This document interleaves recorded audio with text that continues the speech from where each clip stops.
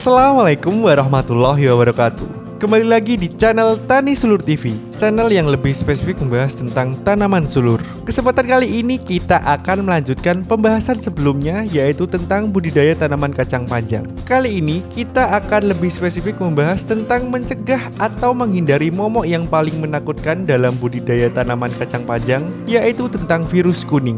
Di beberapa daerah, virus kuning menjadi momok yang sangat menakutkan karena apabila tanaman kacang panjang sudah terserang virus kuning, maka secara otomatis buah yang dihasilkan sudah tidak layak untuk dijual. Karena bukan cuma daun yang kuning, tapi buahnya juga semi kekuningan. Hal tersebut akan sangat merugikan bagi petani apabila kita tidak mampu untuk menanggulanginya.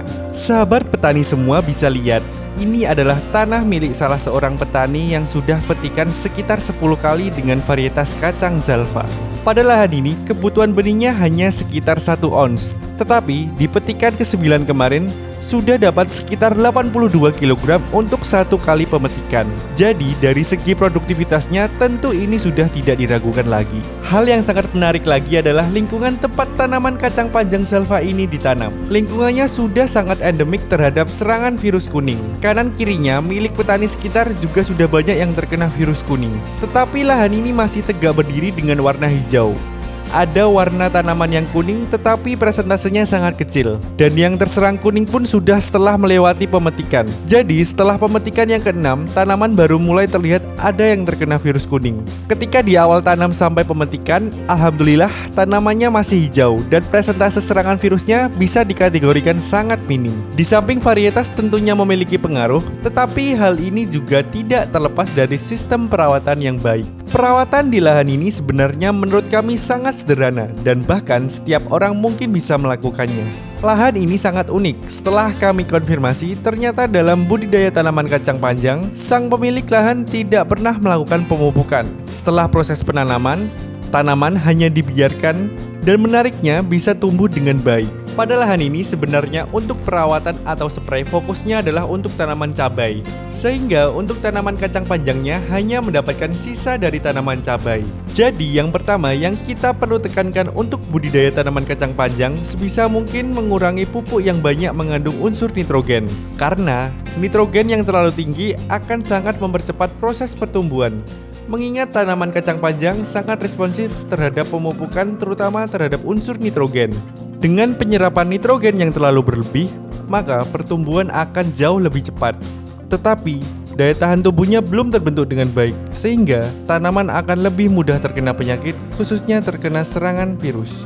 Yang kedua, untuk pemupukan kacang panjang perlu memperhatikan kondisi dari tanaman. Ketika dirasa pertumbuhannya sudah optimal, jangan diberikan pemupukan yang berlebih. Pasalnya, pemupukan yang kurang tepat malah dapat berakibat fatal, dan ini bisa dibuktikan pada lahan ini. Tanpa dilakukan pemupukan, dengan hanya bermodal lahan yang baik, tanaman kacang panjang masih tetap tumbuh dengan optimal. Yang ketiga, teman-teman perlu memperhatikan bahwa indikator keberhasilan dalam budidaya tanaman kacang panjang itu bukan dari daunnya. Sehingga ketika daunnya itu sangat subur, sahabat petani semua jangan senang dulu.